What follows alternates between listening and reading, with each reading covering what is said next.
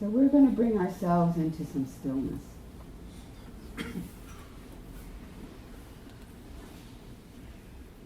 What a glorious opportunity to take the edge off of the day.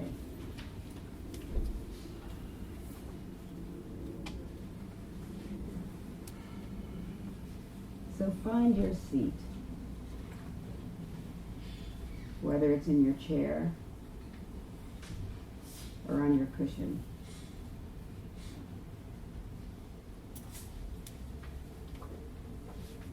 Find a place to rest here.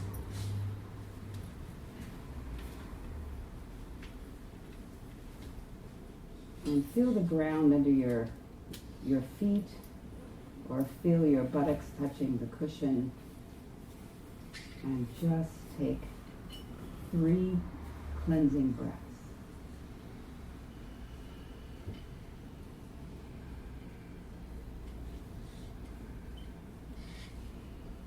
Fill your abdomen and release, let go.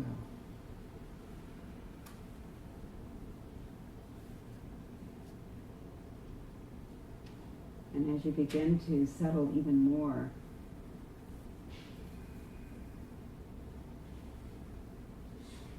give yourself a moment to fully arrive.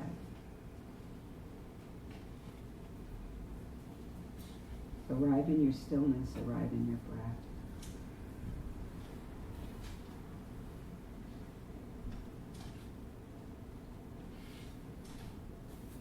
And feel into your body.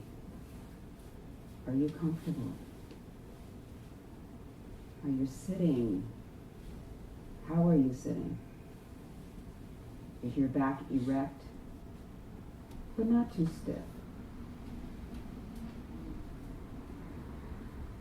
Are your shoulders relaxed? Bring them down from your earlobes.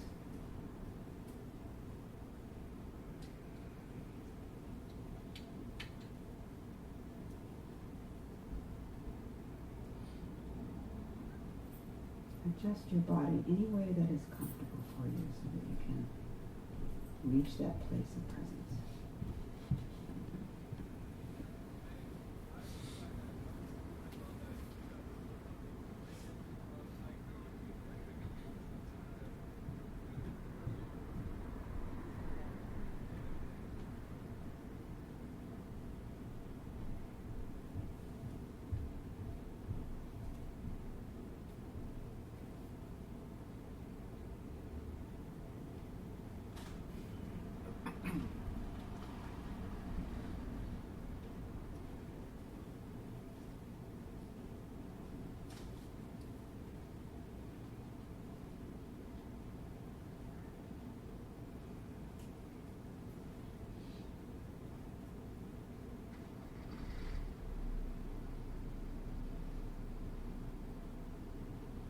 And as you hear the external noise of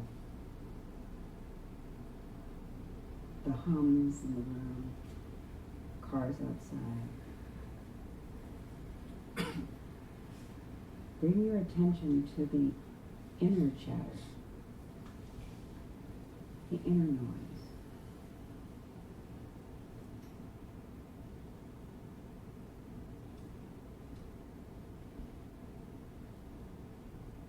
And begin with your breath to silence just one breath at a time.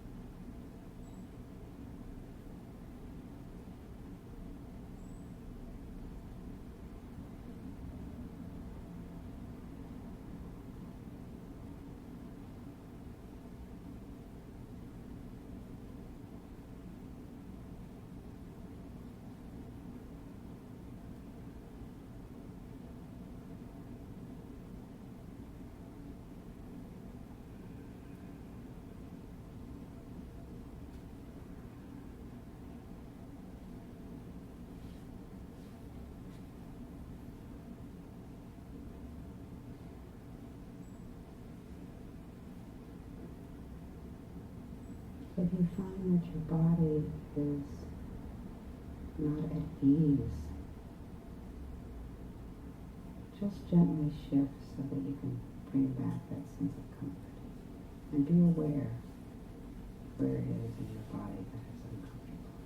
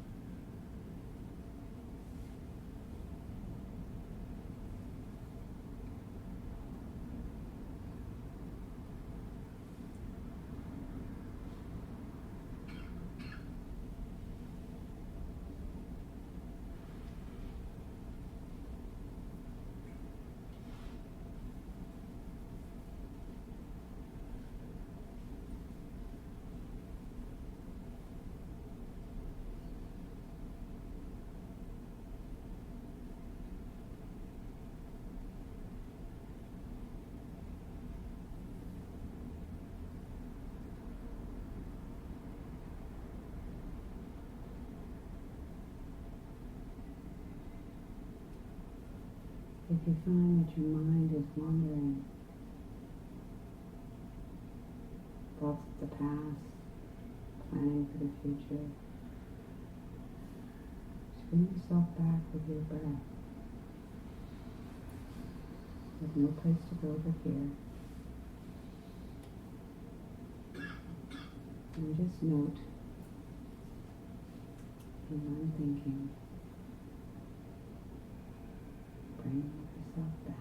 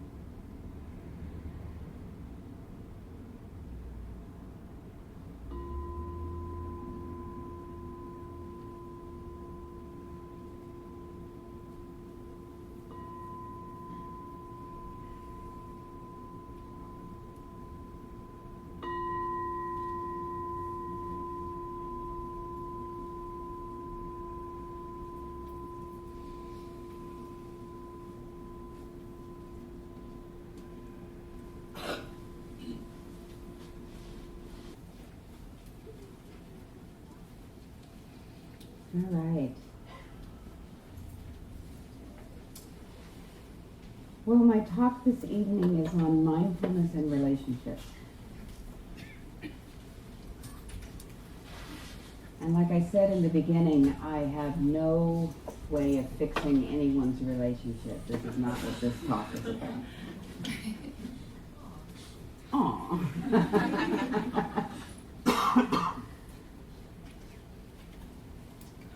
But I feel like there is this connection between mindfulness and relationships, and it's almost like a dance.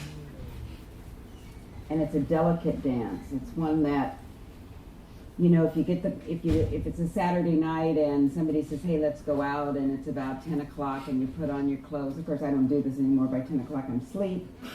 But, you know, there was a time when that happened, and you put on your clothes and you got your good shoes on and you're about to go out to the dance.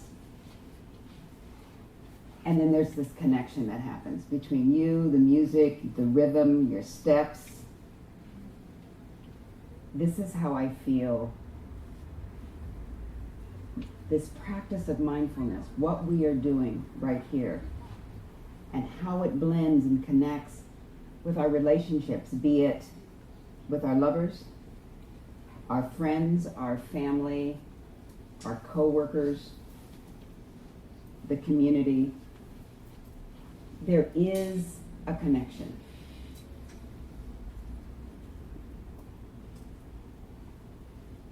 And the steps are timeless.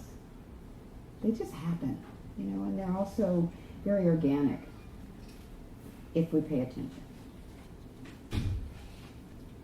But as I began thinking about this particular combination,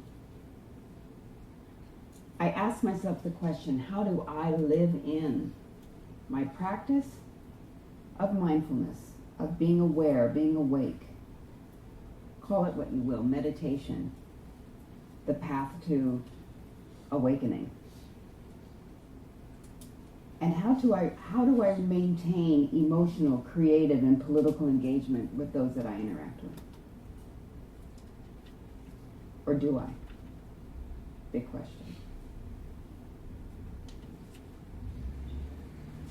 You know, as I said, this combination of the dance, sometimes it's really fast.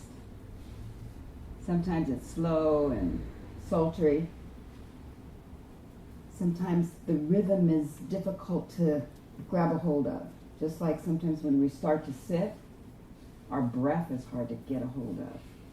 It takes me sometimes when I've been harried and I'm about to sit and do meditation, it takes me a minute to catch my breath so that I can actually be with that breath.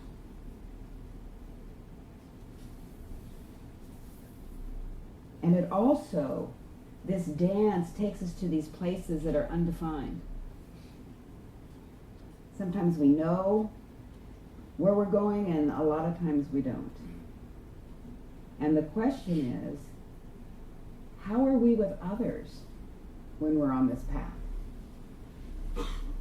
How do we explain to someone else who may not be on the path or may be where you're at? And how do you bring your practice, your mindfulness, your attention with you and connect to them? And one thing that I think we all know, because we're sitting here in the Sangha, is that it is not always one single path. It's not linear. It goes in all different directions. And that brings us back to that dancing. It's here, it's there, it's everywhere.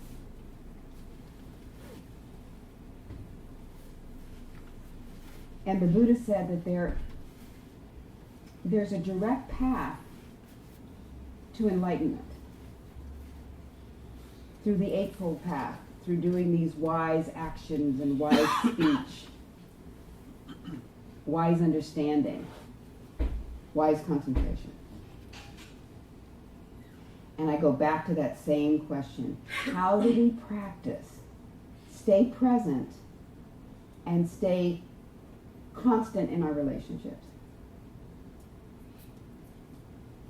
I'm going to quote this evening Pema Chodron several times because, first of all, she's just incredibly profound. And she's a favorite of mine. She says, the rope of mindfulness. Cultivating mind's inherent capacity to stay put is called mindfulness training. Mindfulness is like the rope that keeps the wild elephant from destroying everything in sight. The rope of mindfulness brings us back to our immediate experience, to our breath, to our walking, to the book in our hands.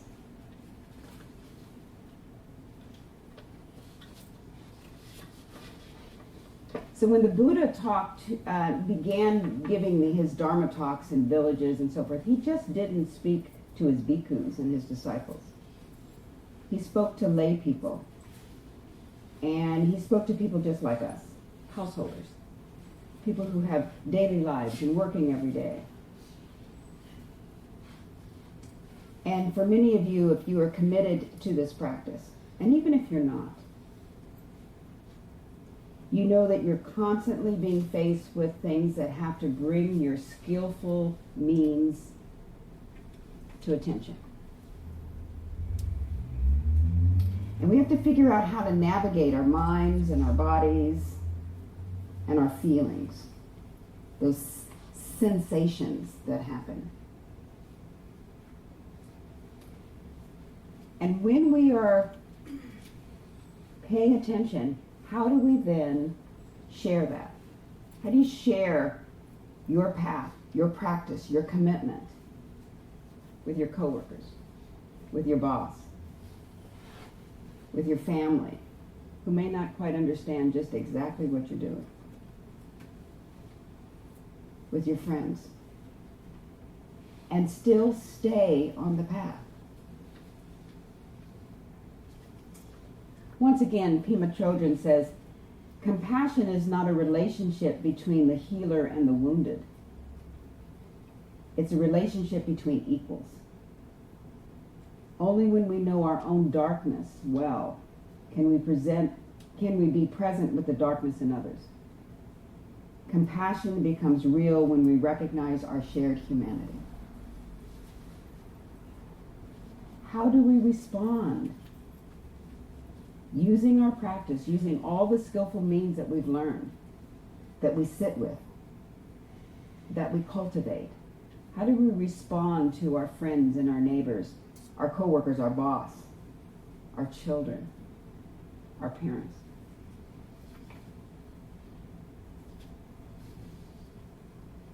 We don't live in a bubble. We live in this world that is complex, hard,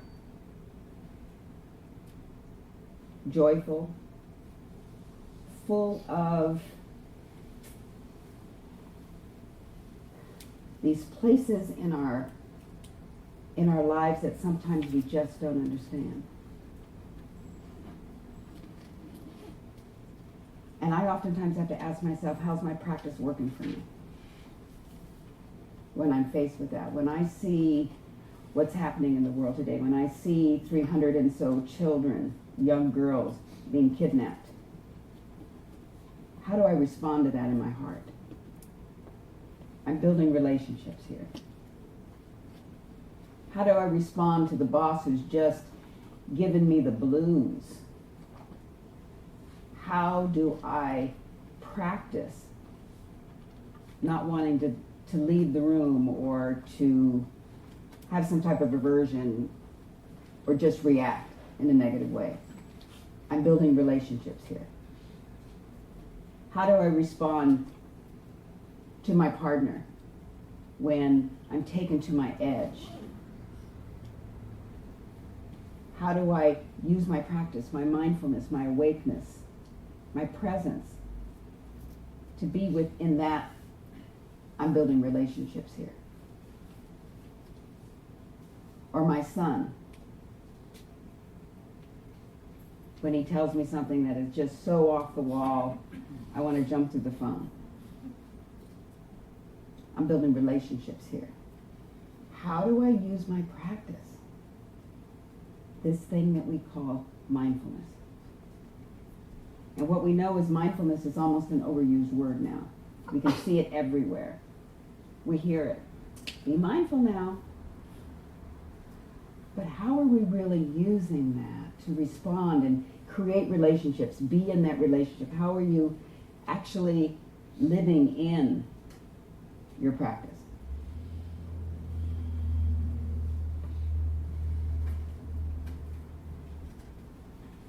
And clearly it's the staying present in that moment, not reacting, checking yourself. Okay, wait a minute. I don't have to go up and leave my office because my boss said something to me. I can actually stay present. You know that bell that reminds you to breathe? Or that one moment when you're so pissed off, you have to take that breath before maybe you jump up and do something that you don't want to do. Staying present will lead to transformation. But staying present will also transform the world.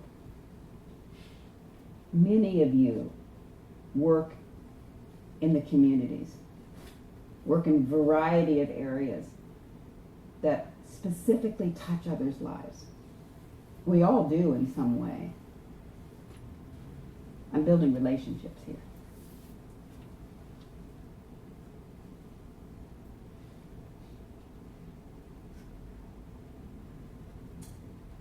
And how do we practice when we're faced with these relationships that are hard and still be able to see the Buddha nature in someone else? Still are able to see the goodness. When you can actually look at them in the eye and not feel the rage and the frustration rise up in you. Staying present can transform your life. Staying present can transform the world. And staying present in your mindfulness practice can transform your relationships.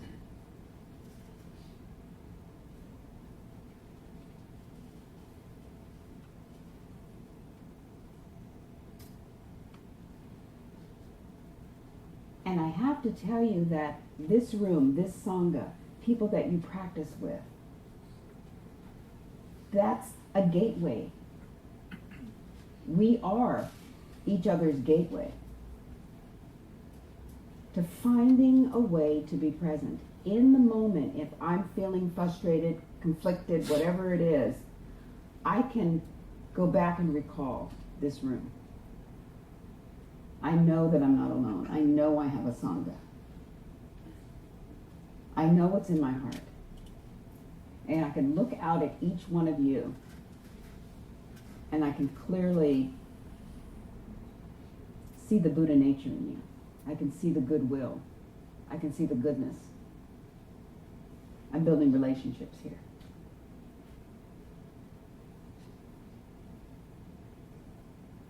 You know, the Native Americans oftentimes in the beginning of a prayer, at the end of a prayer, they oftentimes say, to all my relations, leaving no one, no thing, no sentient being out. How can we continue in our lives to stay that connected?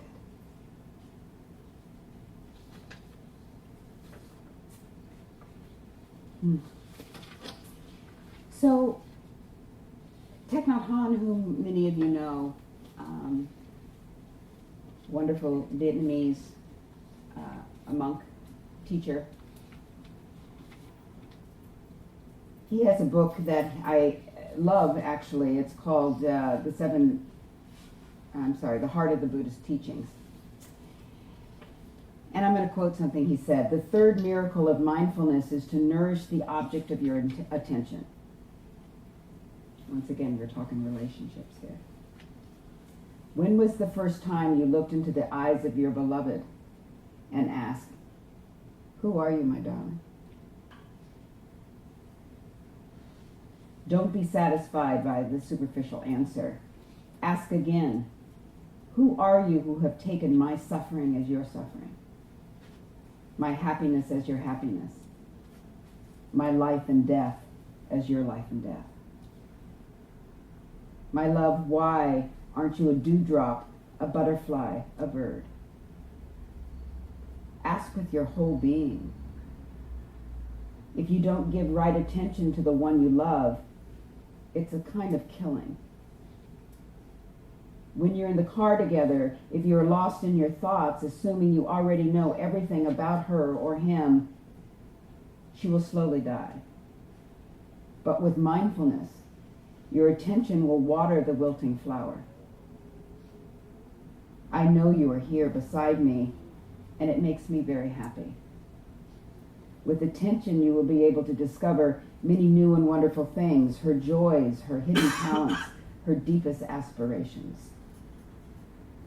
If you don't do your practice, if you do not practice appropriate attention, how can you love her? I'm talking relationships here.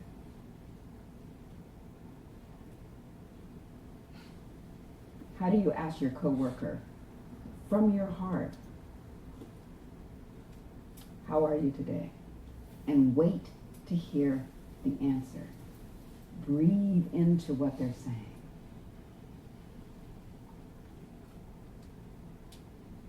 We talked a moment ago about dana, the act of generosity. Listening, creating relationships, bringing your full self, your full being.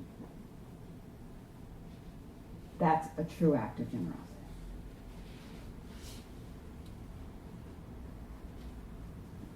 This is the life we have. We're living amongst friends and foes sometimes. We can build the relationships, keep our practice steady. As the Buddha said when he was sitting underneath the Bodhi tree, and Mara, the winds of all the things were saying, trying to knock him off his perch or off of his seat. And what he did is he touched the ground. He was not moved. We have the capacity to do that in our relationships, and we have the capacity to do that with our practice.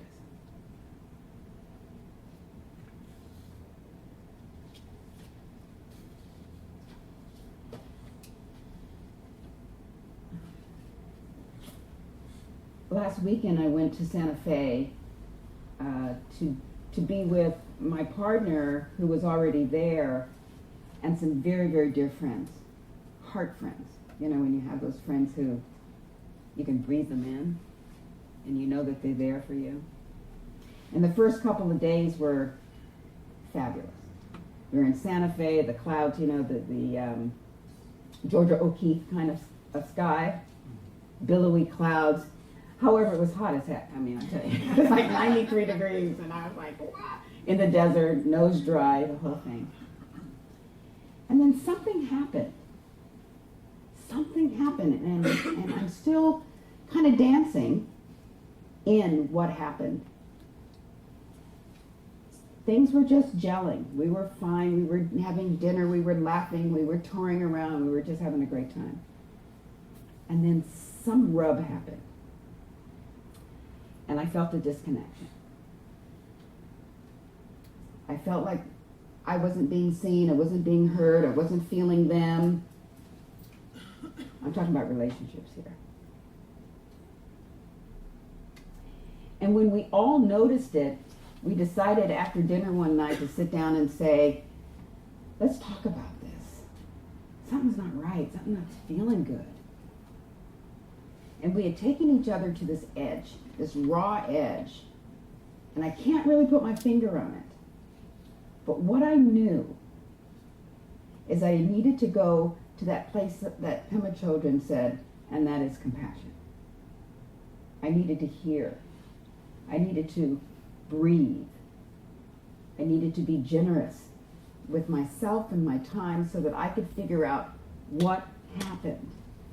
What was the disconnect in relationships that I hold very dear?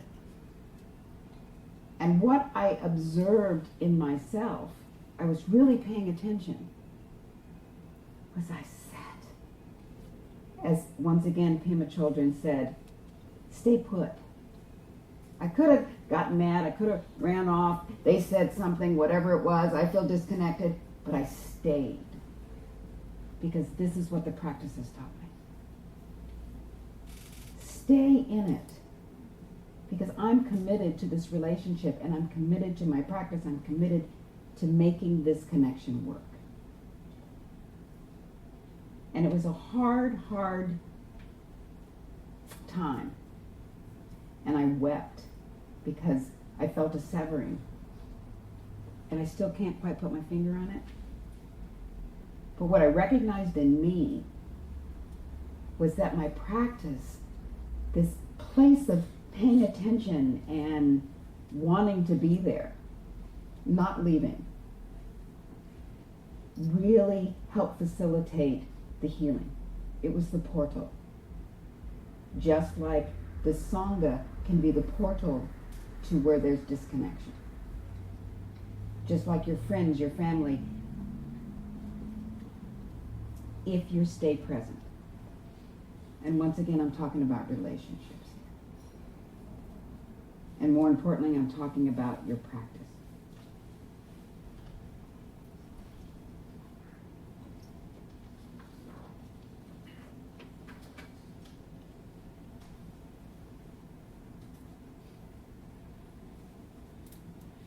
In one of the suttas that the Buddha spoke to, Samyutta Nikaya Sutta,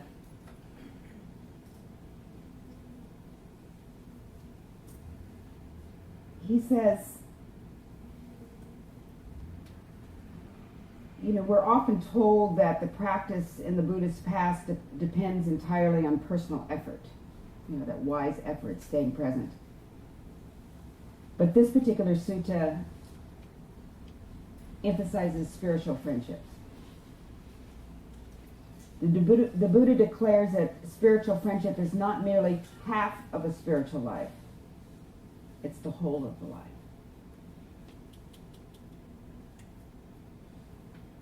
For the endeavor to attain spiritual perfection is not purely solitary, but occurs in dependence of close personal ties.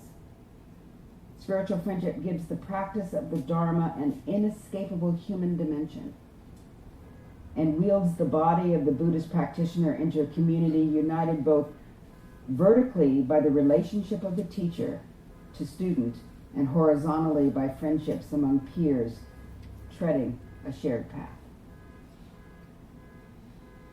Spiritual friendships, relationships.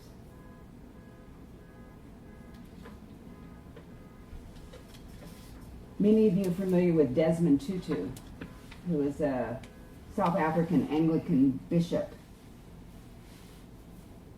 And he speaks about a word called Ubuntu. He says Ubuntu speaks to the very essence of being human. We say, hey, so-and-so has Bantu. Then you are generous, you are hospitable, and you are friendly, caring, and compassionate. A person with Bantu is open and available to others, affirming of others, does not feel threatened that others are able and good. And that sounds like this beautiful, one of the 4 divine abodes of mudita, of being able to have appreciative joy for others.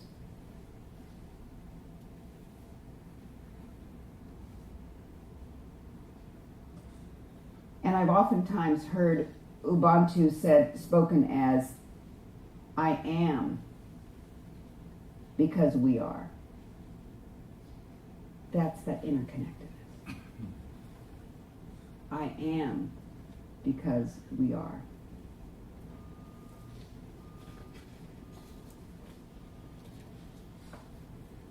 So it's the dance of relationships, the dance of our practice. How do we stay committed and present and still be able to have a relationship with those that we love and maybe not love so much, but still stay present in our practice and still create and cultivate relationships. Keep them strong. Spiritual friendships. Just find the rhythm. Find your own rhythm in your practice. Find your own rhythm in your relationships. Figure out how to stay.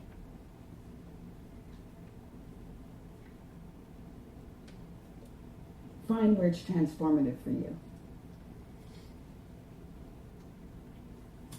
I'm going to end this evening with a beautiful, beautiful poem by Rumi. Very short, which most of his are.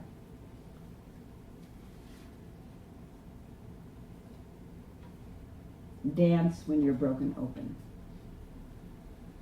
Dance if you've torn the bandage off. Dance in the middle of fighting. Dance in your blood. Dance when you're perfectly free. This is a great opportunity for us. Do the dance. Stay connected. Cultivate this practice that we're in. It's such a gift. Recognize when there's a rub and how can you be with another person. Family, lover, parent, child, co-worker, boss, community. How can you stay deeply connected?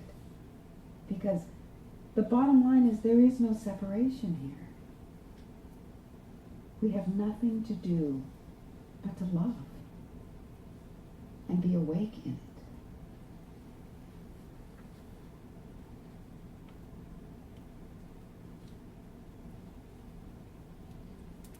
I thank you.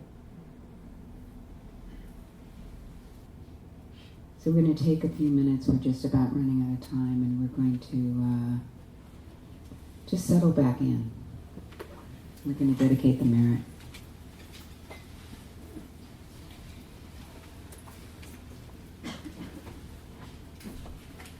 And I want to say just before we do, this has been my absolute pleasure to be here. Thank you for the invitation. Thank you for welcoming me. Thank you for allowing me to see you this way.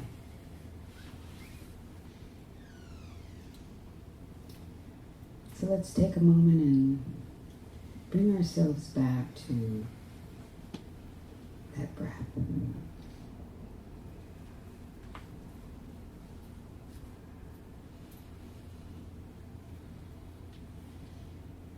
The deep breath that fills your whole body with the inhale, and allow the exhale to release.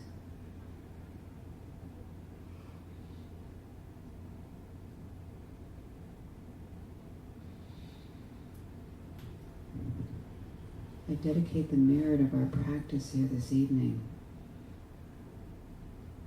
to the goodness in all of us, all beings, all friends and family and children and partners and parents. As we continue to cultivate our practice of mindfulness and compassion, let that resonate in your body as you begin to expel it to others in the world. May our practice benefit all beings in all directions. May we be safe. May we be healthy and strong and loving. May we love without condition.